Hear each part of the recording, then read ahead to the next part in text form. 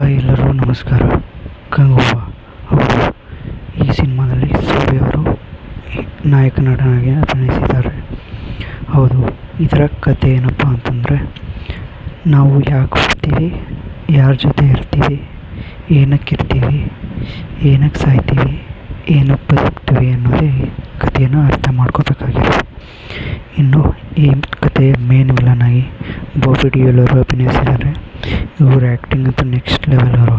ಹೌದು, ಇವ್ರ ಸ್ಕ್ರೀನ್ ಮೇಲೆ ಬಂದಾಗಂತೂ ನೆಕ್ಸ್ಟ್ ಚಿಂದಿ ಲೆವೆಲ್ ಅಂತಲೇ ಹೇಳಬೇಕು.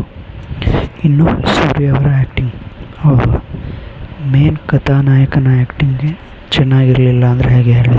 ಹೌದು, ಸೂರ್ಯ ಅವರು ಅವರ ಕೊಟ್ಟಿರುವಂಥ ಪಾತ್ರಕ್ಕೆ ಜೀವ ತುಂಬಿದ್ದಾರೆ ಅಂತ ಹೇಳ್ಬೇಕು.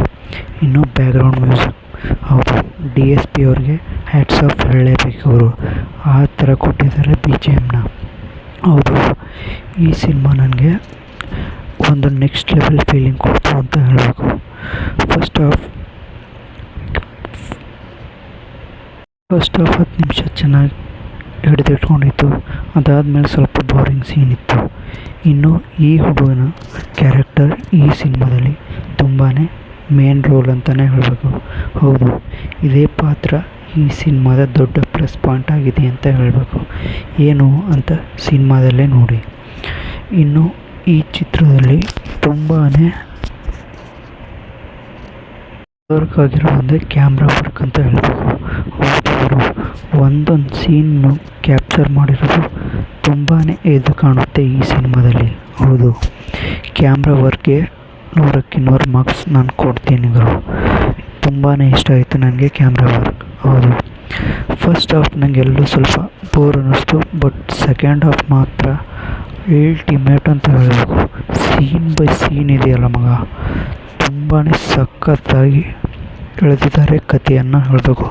ಹೌದು, ಫಸ್ಟ್ ಹಾಫ್ ಅಂದ್ಕೊಂಡಿದ್ದೆ ನಾನು, ಏನಿದು ಸಿನಿಮಾ ಇಷ್ಟೊಂದು ಬೋರಿಂಗ್ ಆಗಿದೆ ಅಂತ. ಬಟ್ ಸೆಕೆಂಡ್ ಹಾಫಲ್ಲಿ ಗಂಗುವನ ಪಾತ್ರ ತುಂಬಾ ಇಂಪ್ಯಾಕ್ಟ್ಫುಲ್ ಆಗಿದೆ.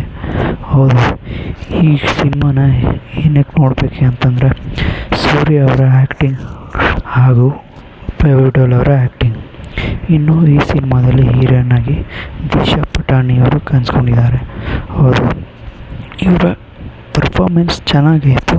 ಬಟ್ ಸಿನಿಮಾದಲ್ಲಿ ಕೊಟ್ಟಿರುವ ಸ್ಪೇಸ್ ಸ್ವಲ್ಪ ತುಂಬಾ ಕಡಿಮೆ ಇತ್ತು ಅಂತ ಹೇಳಬೇಕು.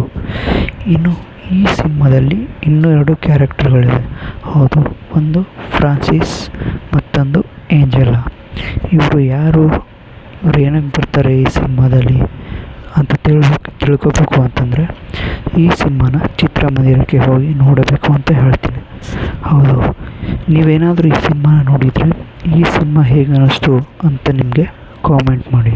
ಹಾಗೂ ನನ್ನ ವಿಡಿಯೋ ಇಷ್ಟ ಆಗಿದ್ದರೆ ಲೈಕ್ ಮಾಡಿ, ಸಬ್ಸ್ಕ್ರೈಬ್ ಮಾಡಿ. ಸಿಗೋಣ, ಬಾಯ್.